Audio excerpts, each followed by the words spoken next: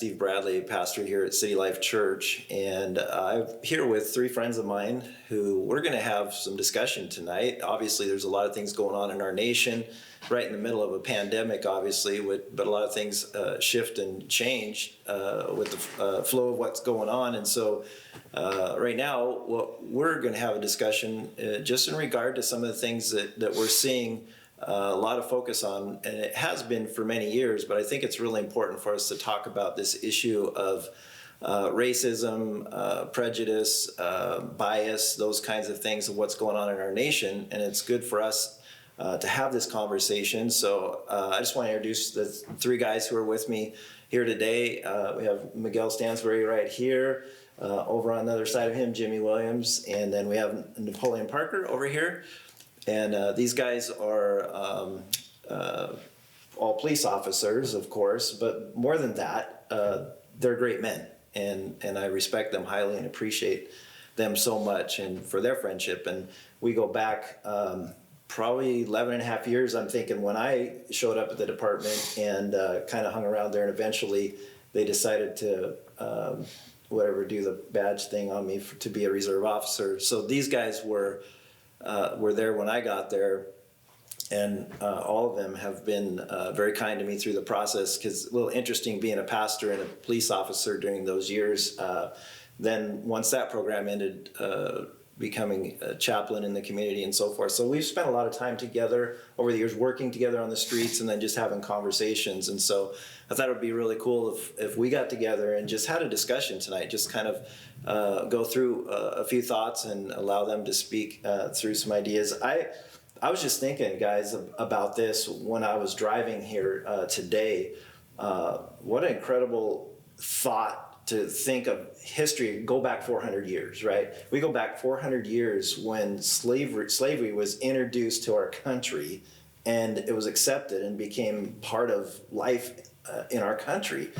And that went on for like 225 years, if my memory serves me correct. So we, back in, I think, 1619, and then all the way up to, was it 1865, I think, or somewhere in there, where finally then slavery was abolished. And but unfortunately, the things when regards to the racism, all this stuff, being able to have discrimination was still legal, in the sense you could still discriminate, which was unfortunate, because I'm thinking, looking back and reviewing history, that went on for 100 years. And then we had the civil rights movement back in 1964 that began to shift some things and bring things in, some attention to that. But that's 55 years ago, and here we're still sitting today, and we're talking about things that the needle hasn't moved very far. I mean, we've seen some success in this, but there's still a long ways to go. And so I just have a real heart to connect and try to do what I can. And I know you guys are certainly there. And I know for Miguel and Napoleon, you guys have a perspective that I want to hear personally, because I'm in this learning mode. And so am I going to stumble a few times and maybe ask the wrong question or do something wrong trying to help in my community? I probably will, but hopefully we're able to kind of do some stuff together. And so in that process, I'm just asking everybody that's out there, please be open-minded in this. And I get this as somebody who's thought through this process, and I've have made the mistake of thinking everything is a certain way, because I'm coming at it from a white kid who grew up in this area. I grew up here, and I never knew anything about this, because it wasn't a part of my life. I got out of bed every morning. I didn't think about what was going to happen, that day based on somebody's bias, and that wasn't a part of my life. And so I'm sitting here today learning a lot of things. And so I just encourage people to be open-minded in the process of what we talk about today, and what these guys have to say. I think it's really important. And then continue the process in that. And so I just want to start off, I think, with the first thing was just, again, understanding racism is taught. And that's the unfortunate thing, that people continue through the generations, for whatever reason, they teach their kids about this, and that this these people are bad, or they're a problem, or this, or whatever it is, and so it continues through the generations. I guess my question is: has there ever been a generation since all of this has been going on that has moved the needle or been successful in addressing this? If there has, what did that look like? Or if they haven't done that, why not? And what's going on with that? So just kind of open that to you guys.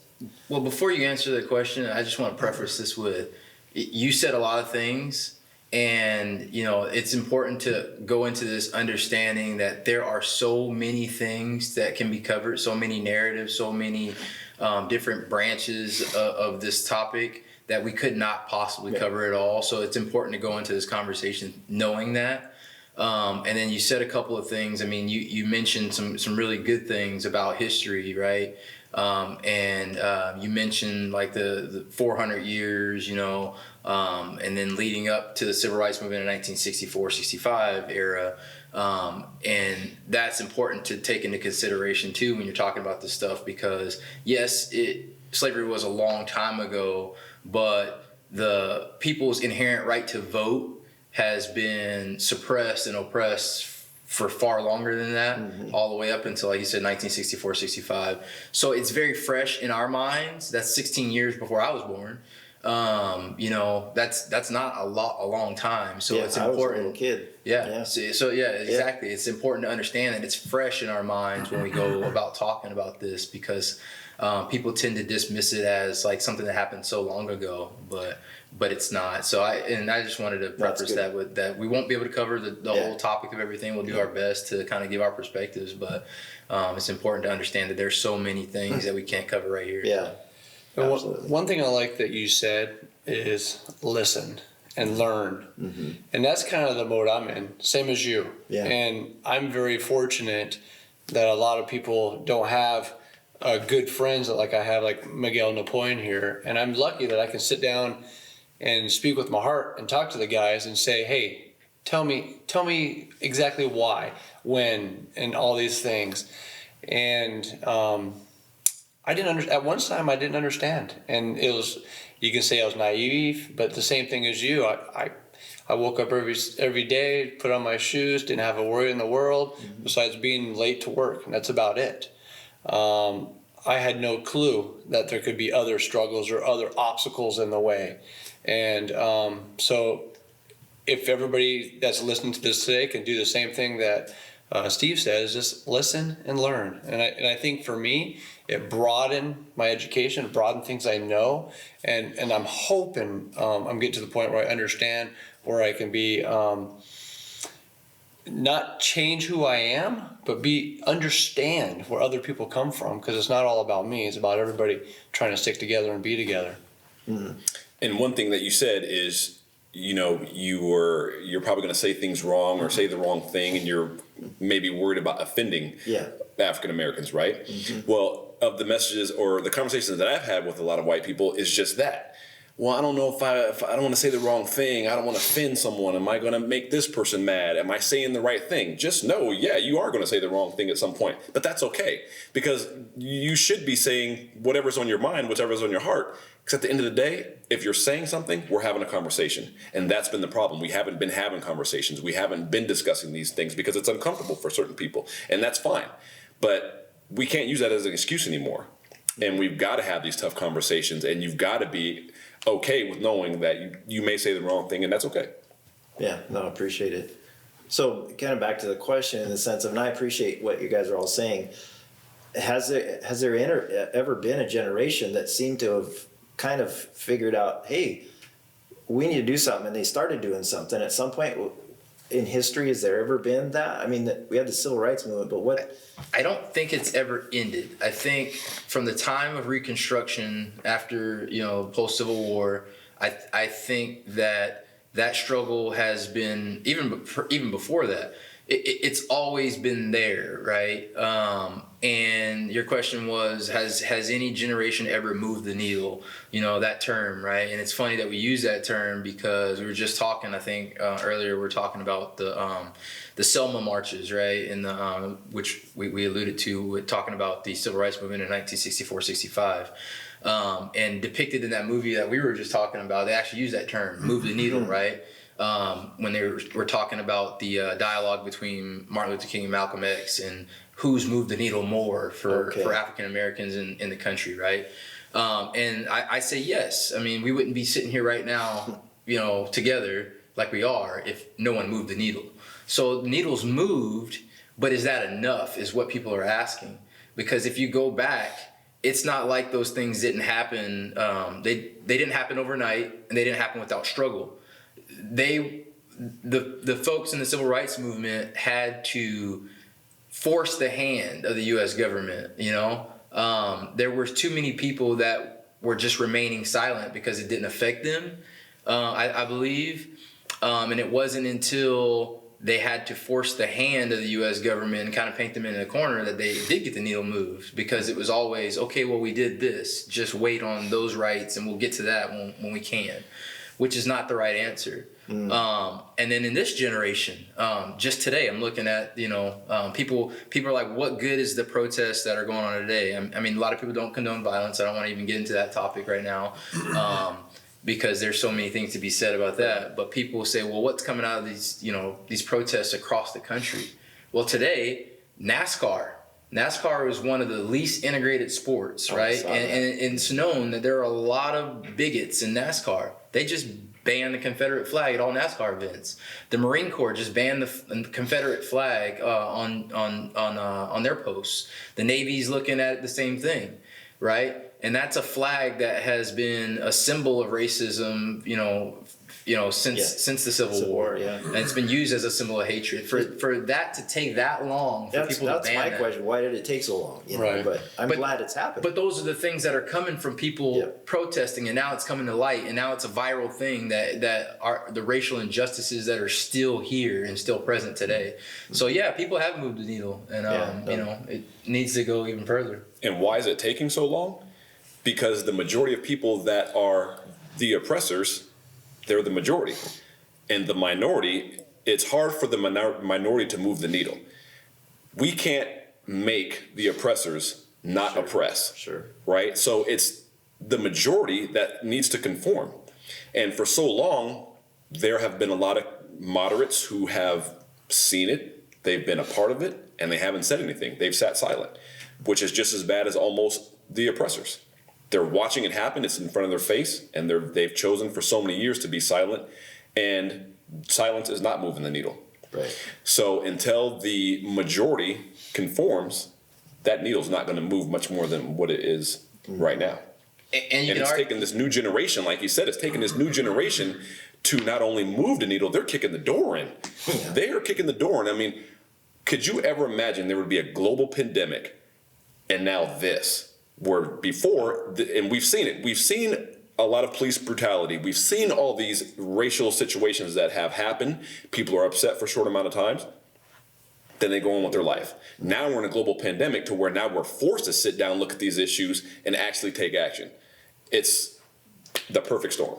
Yeah. And you can argue that, like you just said about the majority, you can argue that each time the needle has moved, it's been because of the fact, I think, and I don't want to misquote Martin Luther King during that whole time, but he wanted the press, the publicity. He was nonviolent, but he knew that, and he used some term and something to the effect of tugging on the ethical sensibility of the majority, or the white people in America. It isn't until then that the needle will move, and that's ultimately what happened, with the Selma marches. You can argue that each time we've had progress, it's because that majority has seen the oppression like firsthand, in your face kind of thing. Good point. Yeah. And I think the social media and things like that, now people who normally wouldn't have information are seeing the information also.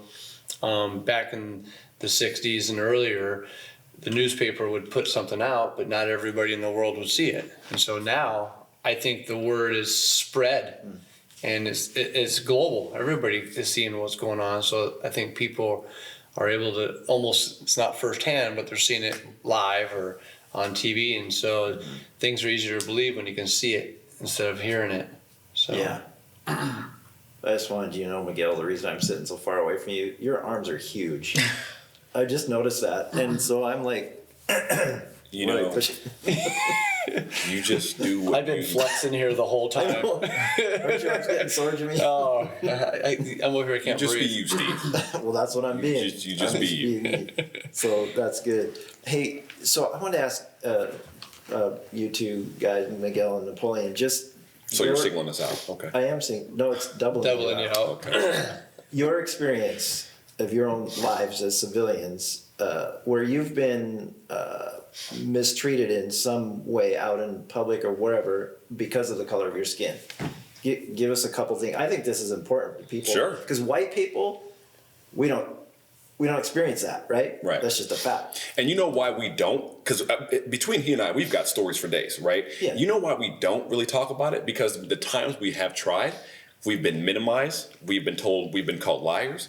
We've been told that we're just blowing things out of proportion for attention. We've completely been shut down. And that's why we really haven't even spoken out about a lot of these things. Because generally when we're having these conversations with white people, their initial reaction is, no, that doesn't happen. I've never seen that. Well, of course you haven't. Why would you see it? You wouldn't. And they're so afraid of being labeled as being a racist that they're acknowledging what has happened to us, that they won't even entertain that could possibly happen. So Jimmy and I are asking. Yes. So- I think it's important. He said something important, right? And it's because it's uncomfortable for people to hear that it actually happens and they don't want to believe it. Sure. So a lot of times, and there are a lot of things that African Americans do that we were taught, or we were inherently taught, without being, like aware of it, that we do. And one of the things is maybe changing the way we talk, or maybe not talking about certain experiences as to not make people uncomfortable. Oh, okay. And you're seeing a lot of that being reversed right now because people are saying, it's time to not be silent, right? And Jimmy is in a unique position because we vacationed together, we've done things together, and it wasn't until Jimmy actually saw those things firsthand that he was like, oh my God. And he never realized that. I mean, he probably knew it happened in the world, but he never saw it firsthand until, we were on our motorcycle rides and we were in the middle of nowhere, where we weren't welcomed. Give us just maybe a touch on a story that you're talking about right Well, there. and I will. Hold on. But Let me finish my initial point. When you hear these stories coming from African Americans, listen. Don't minimize. Don't act like it didn't happen. Just listen. Listen, absorb it, and maybe share it with whoever you need to share it with when they are saying that when these things don't happen. Go ahead. I can even tell a story about you guys come from me, things that I've witnessed. Okay, well, let me go first. I'm just saying. Go ahead. I mean, do you guys remember when we were on our motorcycle trip and we were down south and it was us, Tom, and I think, was it Bremer with us? Anyways, we The stopped. names have been changed to protect the innocent. Yes, That's right. Yes, and so those are different names. Anyways, we were at that small little place in a small town towards Mount St. Helens. That's the best way to say it. And we went to this little restaurant. We went inside to get something to eat. Remember the guy who went like this? Yes. Now you know where I'm at. Yes. So we're in there, and we're the first people to get in. There's like 5 of us guys. We're having fun. We're just on our motorcycle. We wanted to stop, get something to eat. We're the first ones in there. We're the first ones to sit down. First, I forgot to say is the lady that was there, she saw us walk in, and she disappeared. Poof. Didn't know where she went. So we're standing at the front counter for a while. And then some guy yells out from the kitchen, just find a seat type deal. So we go find a seat. We all go sit down. Nobody came to ask us if we wanted a drink or anything like that. And then a couple more customers come in. Maybe 2 sets of other customers come in. That lady was right there in a second, grabbed those customers, sat them down, and they had their drinks before she even came to our table and said hello. Mm. So I actually, oblivious, thinking the lady just forgot about us. And so I'm kind of, hey, hello. And so I go over there and talk to him, and she comes over and gets us some drinks. Fine. So we were sitting there for so long, we pretty much knew we were going to order already. So we just got our drinks, ordered our food real quick because we wanted to get back on our motorcycles and get out of here. And so we ordered all our stuff, and we're sitting there and no food. And the other tables got served. No food. until I finally had to go up there and say, what's going on? And we ended up getting our food, but I'm not joking. We got our food. It was cold. Like, it was sitting on the table up on the tray real quick. We got our food. It was cold. Never came back to give us drinks or anything. So I don't even think anybody ate all their food, because I'm guessing it was just sitting on the tray. We all had hamburgers and fries, just simple stuff that normally is easy and quick to cook and get in 5 to 10 minutes. We'd probably sat there for 40 minutes before we got it, and it was cold. And I'm still thinking, oh my God, this girl must be new. But then after we left and I'm thinking about it, I'm like, well, I put it together. And at that moment, I probably didn't realize it until I've spent more time with these guys and I started seeing something else. Then I saw something else happen. And then it finally clicked to me where, wow, this is really happening. And where I live. And you don't think stuff like that happens in Washington. And I've lived other places before, and I've seen it plain view in other places. And when I came here, it was the first time I've ever seen it that day. And that was probably about 10 years ago. And that's just a mild example, right? Yeah. So exactly. It's important to point out that I grew up in South Georgia, was born in South Georgia, grew up in Metro Atlanta area, and did live other places, including like overseas for 6 years, because my father was in the military. But spent most of my life in Georgia. I probably have completely different experiences than the rest of these guys, yet Miguel grew up, in mostly Washington, some in California, right, in the West Coast. It's important to note that even though geographically we come from really different places, we still have some of the same experiences. And this is a phenomenon across the United States, is when you talk to another black person, we automatically connect because we've been taught the same things family-wise. And we've had similar experiences in life, That's interesting. and it's an interesting phenomenon. No matter where you go, there are some outliers, of people that probably were raised a little bit differently for life circumstances. But in the most part, 90-something% of black folks would have the same experiences. Me, personally, I've been called the N-word more times than I can count. Both civilian in a military uniform and in a police uniform still. I've been warned that I was going to be assaulted for dating a white girl. I've been kept a secret from a girl's family because she couldn't tell her family that we were dating, things like that. I've been shown the Confederate flag, as a warning not to come in some place, or that they're watching me or something like that. We don't make these things up, right? And then the most visceral thing that I can think of, and there's a lot, right? And I can't even I can't even sit here and pinpoint all of them. And the most visceral thing that I can think of, and I was just talking to my sister about this the other day because my dad brought it up because we had all forgot about it. And I'll preface this with saying, sometimes things like what Jimmy explained, people are like, well, maybe that's just coincidence. Maybe that person was just having a bad day. Maybe it was bad service, right? Well, when you have a lot of coincidences, what is that called? It's called a pattern, right? So you can't be oblivious to it. But back to my story, the most visceral memory I had, right, was in college. I think I was probably 19 at the time, right? And I went to school in northern Georgia in a small town, and it's just north of Forsyth County, which Forsyth County, Georgia is very popular because Oprah went there because they were trying to ban black people from the entire county. Wow. And Oprah went there and confronted them and had a big show about it, right? So this is up in that area. But I was pulled over, I was leaving the Walmart parking lot. I was pulled over right when I was leaving the parking lot because I didn't have my seatbelt on yet and was in the process of putting it on. I'm in a military uniform. I went to a military school. And the guy gets my, stuff and everything. And then come to find out my license was suspended, right? I didn't know because I got a ticket when I was like 16, just got my license. My dad was like, oh, I'll pay it. And he forgot, never really thought about it. Okay, whatever. But he arrested me, right? And, maybe that's their procedure, right? Because now I'm in law enforcement, I understand. Yeah. Sometimes people get a physical arrest, sometimes they get a citation. But they arrested me, right? And they put me in handcuffs, took me to the jail.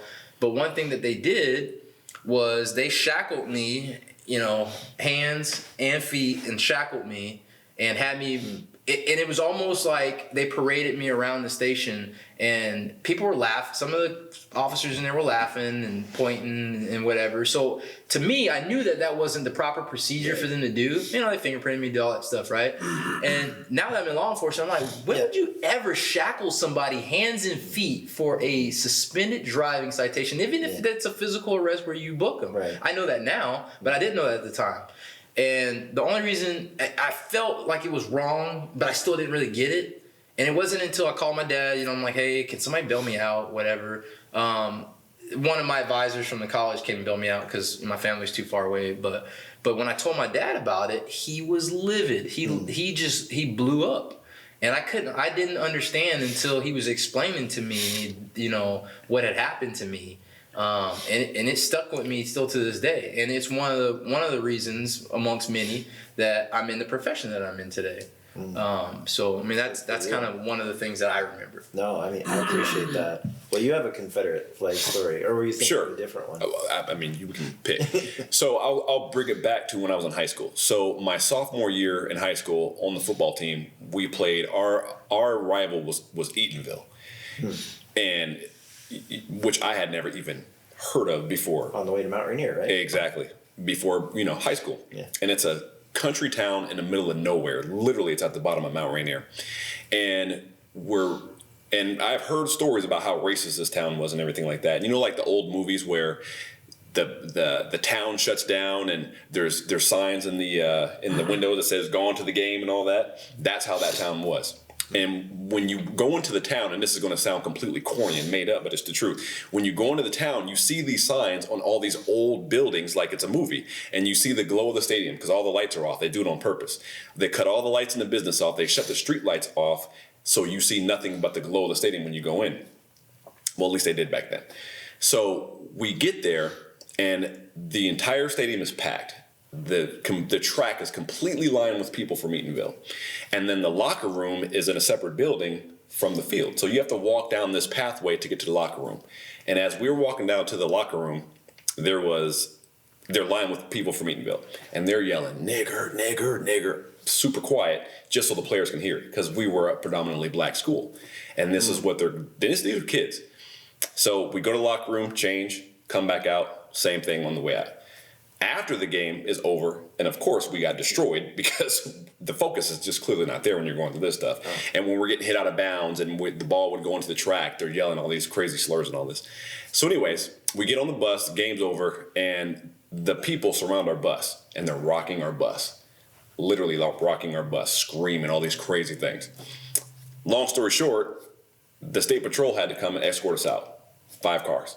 2 in the front, 2 in the back, and 1 on the side. To block the other oncoming traffic road off. So that's how we got out of Eatonville. So that was like the first time I really experienced it as a sophomore in high school. What are you, 14, 15, something like, whatever that is. So then another time on the football team, I think it was the same year. So we're playing Ording. And that's like in the bottom valley of Puyallup.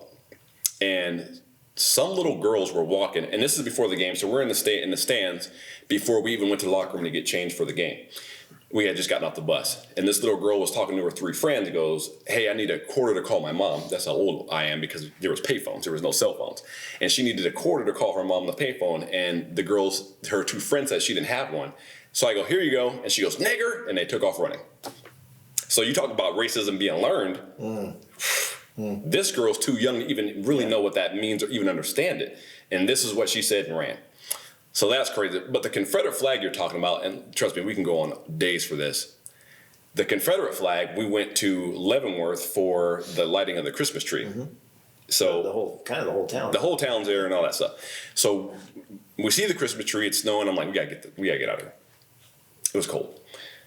I don't deal with the cold too well. So anyways, we hightailed out of there after the tree got lit, and then we ended up stopping in a small town between Leavenworth and I-90. I can't remember the name of the town. Anyways, we stop at this gas station to get gas. There's and there's no one there except one SUV. It's a black Tahoe. And there's a guy out there pumping gas. So we pull up right behind, because our gas tanks are obviously on the same side. I pull up behind, and I got my daughter in the car, I got her friend in the car, and my wife and I. Pull up behind the car, and as I, get my wallet and whatnot to go pump the gas, the guy, he's got the gas pump in his truck. He walks around the back, and he wipes off the area by the rear windshield wiper. And we're like, what is he doing? Because we're thinking he's just going to clear the snow off the entire window. Sure. He didn't. He just cleared off a small section, and in that section was a Confederate flag.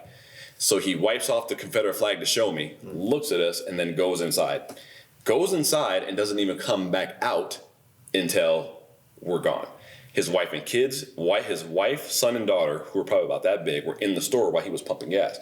He goes in the store while they're coming out, and he made them wait outside while he stayed in the store until we came out. So for my daughter, that was the first time it really had to experience racism, because she's not dark. So a lot of people don't even know she's black. So she really hasn't had a lot of the experiences that, that we are sharing right now. So that was really her first time, seeing racism right in front of your face. So imagine that. Yeah. So. No, I mean, I appreciate it, because I think people need to hear this stuff. People have called the police on me in uniform. Oh, I know. You know what I mean? That's not uncommon. That is not uncommon. Multiple of our officers, black officers, had the police called on them in uniform. And one time I was actually with another officer on this same call, and a lady called up and said there's a black man in my front yard with a gun, and so our dispatch dispatched it out. And I'm like, radio, that's me and my partner. Yeah. And we had shirts that said police on the front and the back. And the officer he was with was in full uniform. Yes, full uniform. I was in tack gear, but it said police, but this officer had a full uniform on. But here's the issue with some of those things, right? And you say racism is taught. Sometimes it's overtly taught, and passed down. Sure. But what people are bringing to light now is the thing about systemic racism, institutionalized racism, the way in which America was founded and structured, right, is you inherently teach racist practices, and it's inherently embedded, and that's what we are trying to come together to root out. And it's not until you have conversations like this that you can actually talk about those things, because we've talked about some things that people have said and done and not really realize that they're perceived as racist, right? But here's the other problem. This is the problem that we have, with trying to educate, friends of ours, associates, coworkers, whatever you want to call them. People they hear about instances where we're in full police uniforms, marked patrol cars, and we experience racism while we're doing the job. And instead of them standing up and doing what's right, they go, that's really funny that happened to you. Oh, that's bad. And then they just go on with their life, right? So that is what this generation is trying to fix. And that's why people are so upset. And that's why they're calling on people to have these conversations and to speak out and go beyond your comfort level now and talk about these things. And that's what it is. I think most people are uncomfortable and they don't know how to respond to it. Yeah. And if we can get those conversations opened and they understand that Napoleon would love it if I stuck up for him. Miguel would love it if I stuck up for him. Absolutely. But then being an officer, being all class A type guy. You did stick up for us. Tell that story. Which one? I can't remember. There's been so many. We actually spoke about it earlier today. I remember when we were discussing the whole issues when the light bulbs really turned on for you at work, and you defended us by just basically telling people to do their research, and the backlash you got for that. Is that a couple years ago? Mm-hmm. So I'm lucky because I can sit and we were partners for a while, and we would be able to go in each other's office. And 2 years ago when we were having some issues, same type of thing, maybe 3 years ago, and I like to go in his office and kind of be like a soundboard and, hey, explain to me. I'm not understanding, okay? Because awesome stuff in his office. It was a good place. Right. The fireplace and all. And I'm not gonna lie, when things first came out, and something we can get into later, like when the Black Lives Matter, when that slogan came out, I mean, I don't know, whenever it came out 3-4 years ago, and I'll admit I felt like it was like punching me in the face. Like, why are you saying that? And everybody would, the cliche everybody would say is, well, all lives matter. And I was one of those people, and I'm saying it too. And that was mainly a lot of our talks. And we can get into that in a little while. But remember when Colin Kaepernick took the knee? And that was our main discussion. And it pissed me off. I mean, my dad was in the military for 26, 28 years or something like that. And I was an Army kid, and I grew up and was in base. And when we were kids, when flag went up, we all had to stand outside the house, and everybody. And when you're on base, everybody had to stop. And when you're on base, and all that stuff. And then the movie theater. If you're in school, like sometimes when some school starts early, the flag was at. Sometimes it was at 7, and sometimes it was at 8 o'clock, depends on the day. And if we're in school and it's 8 o'clock, we all had to stand up in school, stop whatever we're doing. If we're in the field, and if we were walking and someone caught us walking, we would get in trouble. Sure. So the flag is a very honorable thing to me, and it makes me think of my dad. So that's my big thing. And so for me, I would never take a knee, but I had to ask him, I'm like, what is this all about? And so he explained it to me in terms that I could understand, and just broke it down. And at this point, this is the first time I listened, because all I was doing was reading headlines, reading the captions, just seeing things, just seeing pictures, and not reading articles, and asking why did he take a knee? Explain it. When Miguel explained it all, it was like, wow. And showed you the video. And showed me the video. So one day I decided to, and everything just kind of went ding, ding, ding. And I was like, you know what? That's honorable. So I posted something on Facebook, and all it said is something of the sort, I would never take a knee, but has anybody watched the full video and the explanation on why Colin Kaepernick took a knee? And I said, and I attached a video. I go, watch this video and see if it changes your mind or enlightens you to understand why he did it. And I said something like, please don't respond unless you watch the video. And I think I said, if you want to talk, I'll talk to you in person, or something like that. No joke. Within hours, I was having, you can call it hate mail or whatever, but people I know. People that were my friends and colleagues or whatever, and people I went to school with, was just putting all this hate stuff on there. Like quick. Like not even enough time for them to even read the articles, because it was like, I can't remember how many minutes it was. 14 minutes. 14 minutes. Like within 5 minutes, I was getting all this stuff. I'm like, wow. And I couldn't believe it. And I didn't say anything derogatory. I didn't put my opinion down. I didn't say, all I did is challenged my Facebook friends. Hey, watch this video and see if it changes something for you. That was it. And within minutes, I was just getting stuff. So it was kind of disheartening in a minute for me, because I was like, wow, I couldn't believe it how quickly people changed just for me putting something out. Yeah. So let's go there, you guys. So explain why the statement Black Lives Matter is important, and why the statement All Lives Matter isn't helpful. So maybe you could. I think we talked about, I think some of the stuff that we've talked about up until now has kind of, pointed to the reason why.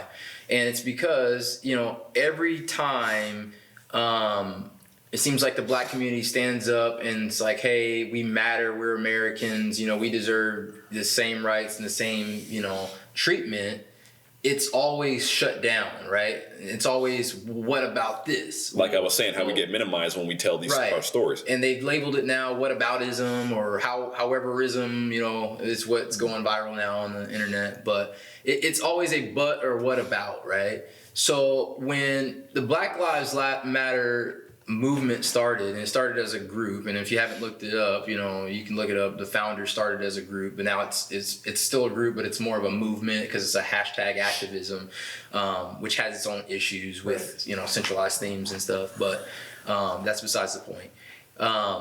It's just drawing attention to the plights that African Americans have had to endure throughout the history of this country, right? And for somebody to say, come back with all, instead of just listening to you and why, they come back with all lives matter, or, you know, with other things. Which is a direct attack on Black Lives Matter, because no one ever said all lives matter until Black Lives Matter came. And that's a complete direct way to minimize and shut down what we're saying. Does it feel like they're trying to one up you? 100%. Yeah. And there have been a bunch of analogies out there that people have thrown out there on the internet, and you know, they say, like, you know, if you talk about, like, okay, well, breast cancer awareness, you know, what about these cancers, you know, where that's like almost the same thing. It's completely different. It's apples and oranges, but you know, there's a bunch of analogies out there like that kind of try to explain it, you know, and it's hurtful because it feels like you're not listening when you say, hey, we feel this way and this is why we feel this way. And I understand that somebody in our community, as far as in our profession, I understand why they took offense to it initially. Because there was a lot of things centered around the hatred for police officers, and you know, and there was a lot of misplaced rage for all police officers, and that's a whole nother topic. You know, we haven't even hit on that stuff yet. Yeah. There's so many things to be talked about with that, but it was like a direct attack on what we were trying to bring attention to. And people have used it kind of like they use the Confederate flag as hate speech or hatred. Some people have used it for that reason, right? So saying all lives matter is almost like when Miguel had the Confederate flag wiped off, you know, in front of him just to show you, you know, to be quiet, you know. So that's kind of how it feels. I mean, in a nutshell. And so, well, I'll give you one of those analogies like you're talking about. And we covered this one of the many times you and I have had this conversation. In fact, here in the church. Yeah. So if your house is on fire and it's a full blaze and the fire truck shows up and starts pouring water on everyone else's house, you'd be like, what are you doing? Right? Black lives is that house that's on fire. We're the ones who are on fire and need help right now to get where everyone else already is. So what we're saying is pour the water on us. Of course, if the fire jumps to the house next door and across the street, yeah, of course you're going to get water too. But right now, this house is on fire. This house is the house that needs attention from the fire department. So if that makes sense, that's the analogy that I always use when it comes to that. That's right. Good. And I asked both these guys thousands of questions, and everybody has to kind of wrap their brain around it their own way, because everybody thinks differently and kind of has their own way of figuring things out. And for me, after reading and talking to both these guys and understanding what they've gone through and understanding what a lot of people have gone through, is this world has always kept black people under society, like lower than the white guy, or are not as good or not as equal and can't live up to the same standards and things like that. And that's how society has always treated them. And for me, the way I look at it is, and I told you both this probably, is they're not saying just their lives matter. They're saying Black Lives Matter too. Black Lives Matter also. Black Lives Matter just as much as you type deal. And that's how I kind of think about it myself. But they're saying it because they're the ones, like he said, under the hot seat now. They're the ones that when things happen, they're not getting justice, or things are getting like, I don't know, swept under the rug and things like that. And they're just trying to say, hey, we're here too. Pay attention to us because we matter and we want to be a part of everybody else type deal. And I don't know if I'm far off or totally wrong, you're spot on, but that's kind of how I kind of think about it and rationalize it. And I think it's easier to understand, for me at least. And the reason why is because I'm a white guy. And like I said, in the beginning, I took offense to it. And same thing, I was like, well, I matter. This person matter. Blue lives matter. All that stuff. But then once I realized what it meant, I felt comfortable with even acknowledging it and talking about it and understanding what it means. And it's one of those things where I can put myself in his place, right? Because the profession that we have, that we share that kind of understanding, is that some people can get offended because of the spark that sparked that movement, you know, that group, was police brutality. So it almost seemed like, or it was initially, in relation to that. Sure. People have to understand that now it's morphed into something more than that, right? It's morphed into something that, like I alluded to before, is we've always had to stay silent We've always had to like prevent people from feeling uncomfortable. And you know, Miguel can tell you, we've had to dress a certain way. It's not, sometimes we even do it without being told. And I told Jimmy this. I said, the way you're one, these are some of my best friends, right? The way I am with you, I can kind of be myself, but I'm like, sometimes I may change the way I do things around you and not even realize it. But when we're together, we're completely different. And it's not anything, it's not his fault. And it's not that I'm doing it on purpose. It just happens. Even today, real quick, I was running and I stopped to take a break in between my sprints, and this older white couple came walking my way, and I turned down the music of my headphones because I didn't want them to feel uncomfortable about me being two or three times bigger than these small little white people, and I had my music loud, even though it was in my headphones. We're just almost conditioned to act that way. Think of it this way. We are literally being discriminated against constantly, whether it's at work, which happens, like he talked about. We're discriminated against in our normal lives. And being police officers and being black, we also get it from our families. There is no escape, especially right now. There is zero escape for us. So you talk about holding all that stress on us, right? But we're still conditioned to do things like that, turning down your headphones where they can't even hear your music. So I know we kind of got off the topic, but going back to the Black Lives Matter movement, right? I say that to say we were almost afraid to even say the phrase, right? To even say that we agree with it. 100%. Initially, we didn't. We kept silent. You know, we didn't want to tell anybody that we even agreed with it. We said it in private. We said it to people we knew, but it's a shame when you can't even like tell your coworkers that, yeah, I believe what they're saying because my life does matter. It doesn't say it matters any more than yours.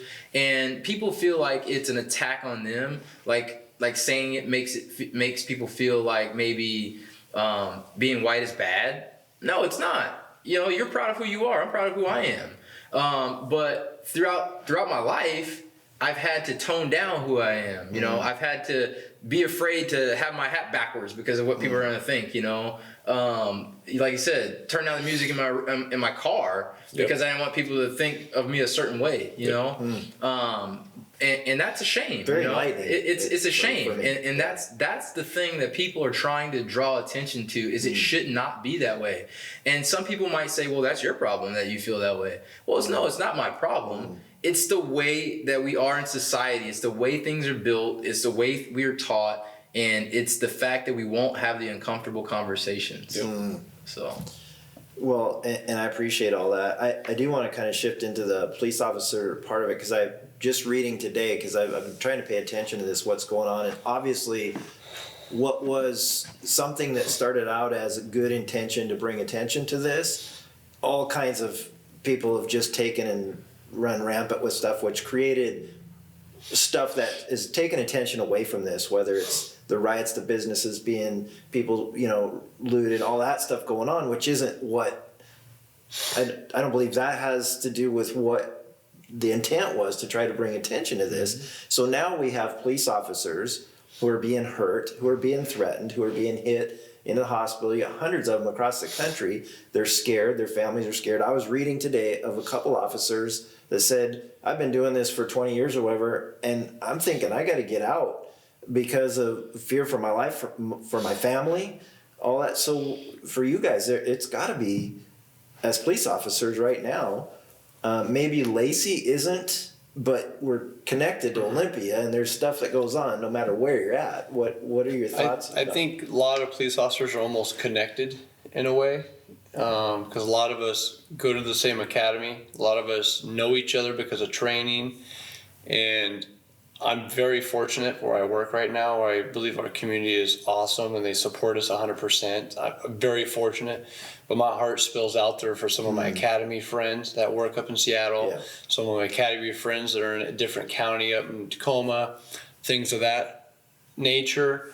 It's very disheartening to see, and my opinion, things I'm seeing is there's people piggybacking off of a great movement and a great reason to be upset and a great reason to protest and speak up, but there's these small groups piggybacking off of them and destructing things and hurting things. And what my fear is though somebody in a small little town is going to be like I said I used to be before, just read the headline and just read the hashtags, and they're going to see that a building burnt down or something got destroyed, and they're automatically going to see it's Black Lives Matter did it. The black folk just burned down this church, or this building, because they're going to do what I did before I got educated and learned.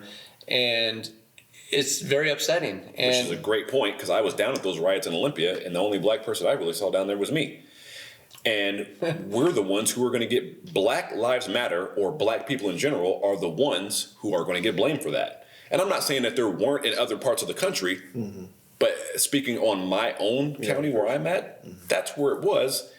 And some of the hateful things these protesters were saying, the only person down there was black. Yeah. So in a sense, in my opinion, this movement has sort of been hijacked. People are using, like you said, people are using this movement to push their own agenda, to go out there and cause hate and discontent, because that's just who they are. They're just not good people. So and then, I'm going to try to refrain from giving my opinion on, how headlines are skewed and how messages are skewed, because you can have an image and it can have 3 different angles to it. You can take a still image and you can do that. Messaging is a very powerful thing. And like you said, like in our profession, it's and I was in the military, still in the National Guard, but in our profession, and just like in the military, it's like we work together. It's almost like we are connected more so than our families, right? It is your second family, right? And that's the reason why we feel for people in our profession that have to deal with it. I mean, we've had to deal with it. We've had to respond to civil disturbances and stuff. And I think that there's a lot more to be said that can't be like summed up just sitting right here about the actual movement. Like I said, it's so decentralized that anybody can say, hey, I'm supporting this movement, and then go spray paint something or break a window, right? Doesn't mean they're really part of it. Doesn't mean they're even advocating for change. Now, what's not drawing attention to is the people that are sitting down with their city council members, the people that are rallying folks to go and vote and to change their their voice in their local and state governments. There's not enough attention on that, right? The positive thing you do see, though, and the reason why this movement, I think, is like spreading like wildfire, is that you've never seen businesses, like we talked about NASCAR, you've never seen businesses and corporations and things like that calling people out for things that they've done. Yes, it has gotten ridiculous in some points, right, where people are getting a little bit too overly sensitive and costing maybe some people their jobs, or they're stepping down from positions because they've said something in the past, maybe out of ignorance. Like we talked about this when we started. Steve, you're going to stumble. You're not going to say the right thing. Jimmy's going to stumble. He's not going to say the right thing, right? We don't fault people for that. And you can't. We had a conversation yesterday in which we talked, right? And Jimmy wrote some things and he wanted me to look at it and tell him my point of view. And I gave him my point of view, talking about certain things and certain perceptions of what he wrote. And we went on a side topic of talking about a news conference. I hope you don't mind me bringing this up.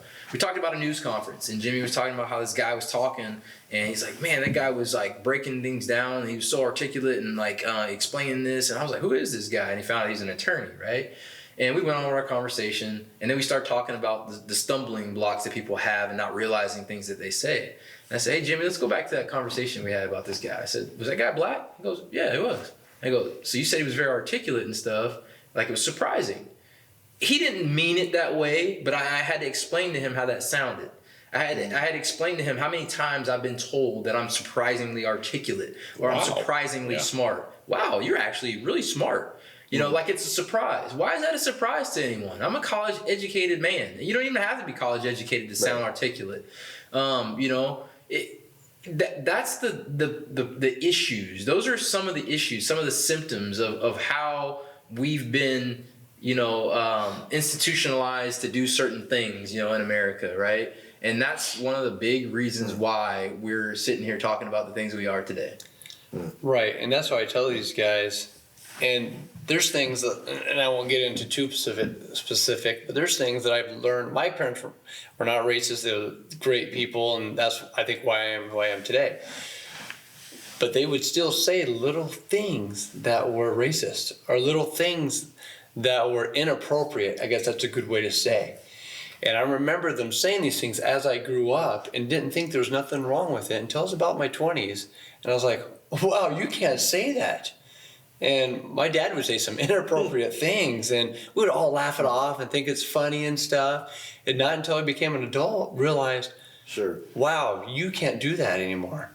And so I made it a kind of a mental note to myself that I will not repeat those things. My son will never hear me say those things. And hopefully I can break that cycle, and he's going to grow up not knowing any of these things. And I'm lucky. And that's one thing you talked about earlier, is the needle moving and stuff, and how's it doing, and who's going to help fix this. And I'm a real believer with the millennials and the group below, like our children. I'm praying that they're the ones that can finally put a stop to this. You know what I mean? Yeah. And I'm fortunate. Like, my son spends a week at his house pretty much every summer, and Carson will call him dad for a week. You're fortunate because you get rid of him for a week. Yes, but that's what I love about that's what I love is I trust this guy 100%, and I love it that my son's learning something new. You know what I mean? And I love that he's with Napoleon, and Which is funny, chasing the little blonde-haired, blue-eyed kid through the theme park, and I'm like, okay, he said, he took my son to what's it called? Silverwood. Silverwood. Oh, yeah. And so he has my boy, and he told me everybody was looking at him like he just kidnapped a kid, and he's like, no, promise, he's supposed to be with me, but I'm fortunate that I don't think my son. I don't think he sees color. Yeah. And it's cool because I on purpose have asked him to describe somebody who's talking about, and he says, "Oh, the kid in the green shirt with the blue shoes or whatever," and it was the only black kid in the crowd, and he didn't say the black kid. It would have been so easy, and I don't know, it just made me proud. And I'm like, I hope that can get pushed to all our children right now, and maybe our kids and the next generation, even though they drive us crazy, can somehow make a difference. Yeah. So I know my kids they're all adults. They're in their 30s. And my son's 28 or 29. But my daughter was saying, It's okay. He still loves you. Fine. He's helping us out. is that the guy that has a motorcycle stuck in front of your house? Yeah, well, it's for sale, by the way, if anybody wants to buy it. I think it's a planner, so if you want to put It's a Honda CBR 600 or It's something. going to need some work.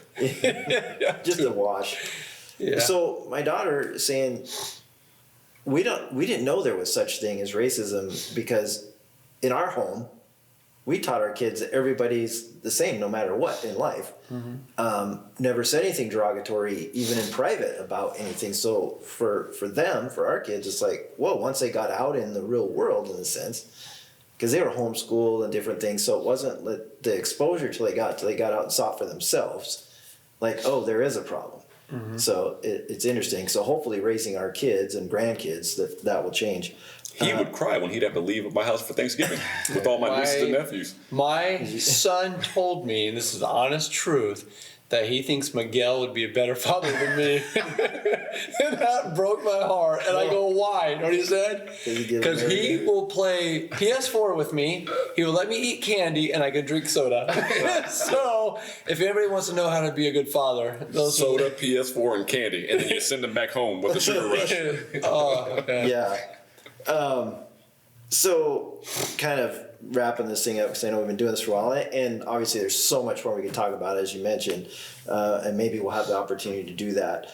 But don't give up on the white community, in the sense of we want to. But we don't have a choice, because you guys are the ones who are going to rectify this. I know, that's what I'm saying. 100%. Because there's a scripture in the Bible that it's Galatians 6:9, and it talks about don't get tired of doing good, because if you hang in there and be persistent about it, you will get the reward and the blessing you're looking for in that process. So that's what we want to continue to do good, because I know for you, you guys are probably at the point, it's like, man, I'm tired of having to explain this thing and talk about it. You guys need to come and help us do this. We're there, but don't give up on us, is what I'm saying. 100%. You know, you're right. We are tired of explaining it, but if we don't, are we part of the problem? You know what I mean? Yeah, this right. is the third time we've had this at this church. Well, at least you and I. So I'm not going anywhere. Yeah, no, and I appreciate that. I mean, that's where we're at. That's really important. Yeah. I guess one last question. We don't have to belabor this, but just how can the community be a part of bridging this issue to come together as a community? Is there that you can tell people that are watching? I think we've talked about a lot of it, right? We've talked about getting over feeling uncomfortable, getting over being offended by people bringing things up, right? And you said something really important. You're like, don't give up on us, right? Like, when I got up today, I was telling my wife, and I'll be honest, right? I said, because I was all about this talk, right? When you and I talked, and I talked to Miguel and Jimmy about it. And when I got up today, I said, you know what? I really don't even feel like going. And it's like, why should I have to go and explain myself and constantly like explain and like belabor this to people and try to beat it into their skulls, because some of it is just like, can you not see this? Because you've lived it for... Yeah. But then I told myself, things like this, if anything, it frees my heart, right? My heart weighs heavy because I care about my coworkers and my associates, my friends, my family. I care about those people, right? They're people that are very important to me. And for me to feel as mentally and physically exhausted as I have the past couple of weeks, because our hearts weigh heavy, all of us, right? Things like this, like us to sit here and joke, and talk light, and then talk about some serious issues. It can be done, and this is a start. You only have to have one conversation. You don't have to make a global change. Nobody's asking anyone to lift up the world. No, they're just asking you to have a conversation with one person. If you have a conversation with one person, you've done something to move the needle. You've done something to bring about change, right? And so for me, this kind of lightens my heart, and it makes me feel good that there are things that people can do within their community. Would this small thing help, all of Washington State? No. Maybe. It's You possible, never know. right? It's possible. Yeah. But if I can do one thing to help the people in my community understand that how we feel as African Americans, and how we feel as the community, and how we love one another, despite our differences, that's important to me, and that's the reason why I'm here.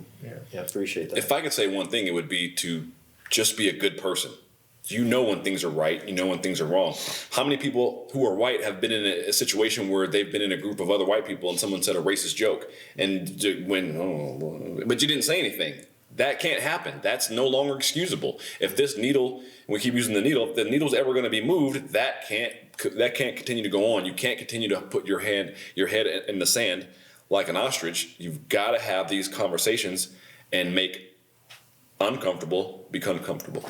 Yeah, no, I appreciate that. Anything in regard to that, or you're... I think people just need to ask questions. Ask questions, but I gotta honest, because what I love about these guys, I can ask them anything, and they'll give me an honest answer. And I just need to ask for myself and be honest. And these are the questions people are scared to ask. Does it make you mad when someone calls you an African American? Or can I just call you an American? I'm really curious, because your family's been here forever. I mean, they don't call me a European American. Right. I'm black. That's what I'm saying. So I don't know. That's personal preference. Yeah, I don't know. I don't know, because I've actually said African American to someone before, and he goes, "I'm black. So I'm not from Africa." So it's like, I don't know. That's why. So that's some people's personal preference, and people have some strong opinions about it. Some people don't. It's just Yeah. I'd rather be called that than the alternative. Yeah. So for me, I don't care. Yeah. I'm No, I fine. get It's it, a- and it's that's why. interesting. I mean, It's a there's, good but question. that's what we call starting a conversation. Yeah. And I mean, it's like Ask that person. you asked, and that's what I wanted to say. And I kind of finish my last thing is I kind of challenge everybody who's watching this is find someone that's your friend that's a different color than you and have a conversation with them and ask these personal questions and have a dialogue open and do like we do. We sit down and say, hey, I'm not trying to offend you. I don't know. I just don't know. So I need you to tell Which me is the always truth. weird when you say that to me because we've been friends for over 20 years. I still don't know. I'm learning. It's very complicated. This is a complicated situation. it's funny when you say that stuff to me. It's like, Oh, but he sure knows how to make me feel uncomfortable, though. That's fun. Well, I wanted to just say something, and we'll wrap up here in a minute. But for me, I'm a pastor. I'm a Christian, and I believe the Bible and what it says, and I believe God, the creator of the universe, and in the Bible when it says he created human beings in his image, that's every human being that's ever thought of, ever been created, or ever will be created is in his image. And I think about what does that mean in his image? An image is something that's a reflection of who he is, right? And so we're all in God's image created, and he created us all the same. And so I like that, and I think that's something that's important to live by. And the Bible talks so much about loving God and loving people, and those are the two greatest commandments. And so if we can grab a hold of that and understand who our Creator is and love Him because He created us in His image, which is a good thing, and then if we love people, because there's also a scripture in I think Romans 12:21, it talks about not repaying evil with evil. I know Martin Luther King obviously used that too as well, but that's important that we love conquers evil, or light will conquer darkness. So if we focus on, instead of trying to get back at somebody that we thought did something bad to us with something bad, right, but we do it and say, hey, I'm going to love you instead. My heart has always been to love people, and maybe to a fault that sometimes maybe it comes back on me. It's like, well, that guy's weird or whatever. But you guys have known me for several years, and I'm who I am, whether I'm at home or here at church or whatever. And so I appreciate this opportunity, and in all sincerity, I do want to say this to you guys, and it is a bit emotional for me because when I was thinking about this today, and it did make me emotional when I was getting ready for this. And I just want to say, on behalf of the church that I pastor, I do want to ask you guys for forgiveness for what's gone on and how we've missed this stuff, and we've mistreated, or we've said bad things and stuff, and it honestly affects me. So, but you don't have to ask us for forgiveness at all. You don't have to apologize for what's going on. You don't have to apologize for being white. None of that stuff. I'm not apologizing for being white, but I just think that for me, because I believe in that whole process of, hey, if you've done something and you recognize it, say, I'm sorry. And will you please forgive me in that regard? And I say that in all sincerity, and I get what you're saying, but still, it's something that it's important and very meaningful, and it's freeing, because when you guys say, yeah, man, we forgive you, it doesn't mean that I've got all this baggage that all of a sudden white guilt. Yeah, whatever. Yeah. But I just feel like, because it makes me emotional to think about all this and the importance of what we're talking about right now. Right. And I'm in with you guys. I mean, honestly, I remember as a police officer, whatever I'm doing, and I understand the whole family dynamic of that as an officer, but man, I would take a bullet for you guys in a second. And that's the honest to God's truth. And I know that would be the case for you guys and so forth, but I just think, man, we're all created in God's image, and He has a great plan for all of us. So I just think we're doing something good here, and we're going to stick to it. We're going to keep this thing going. We're going to keep that. So I just had to say that, and you're welcome to respond to that if you want to, and then we'll... I will only forgive you if there is brisket involved. Other than that, Well, I'll tell you what, Jimmy makes pretty good brisket too, and I know we've shared this together. I know we've. I'm willing to take brisket from anybody wherever. who wants to apologize for the way I've been treated. Well, I will take that as a, as a yes. As a yes. Yes, in that regard. So No. yeah. And the second thing is, if we're ever in a situation where someone pulls a gun, I would use you as a shield. So I know you I will. don't want you forgetting what you just said about taking a bullet. Well, 'cause I'm not trying to die. So make sure you're on call at all times. Exactly. You just know to call the chaplain. It might be a little too late though. Anyway, Well, thank you guys. The only question I have is, when are you going to shave your beard? I'm going to actually. Not if Jane has anything to do with it. She loves that The only thing. reason I have my beard is Oh, because yeah. my wife likes it, but I'm getting rid of it. I promise. It's just a matter of when it's going to be. Pretty soon, because I don't really like it. Not according to Jane. She's like, Whatever Mama says. Okay. I'm like, George likes it, maybe. I don't know. All Yeah. right. Anyway, so sorry you had to hear that. any last minute things? I mean, No, just for people to just be a good person. Okay. It's real simple. There's no rocket science to this. Just be a good person and don't be afraid to say the wrong things. Don't apologize for being white. Don't apologize for things you can't control. Just be a good person. Yeah, appreciate it. Sounds good. Yeah. Well, I mean, thank you guys, and we just again. Do you want to mention this? That we you please come up with questions because you probably will have them. Email them to me, steve@citylifewa.com. You can email me your questions. We will take those questions and answer them. Hopefully, we'll get together next Wednesday night on the 17th and field some of those questions live on our Facebook Live. Anyway, so definitely appreciate you guys again for doing this. It means a lot to me for sure. And anyway, God bless everybody. Have a good time.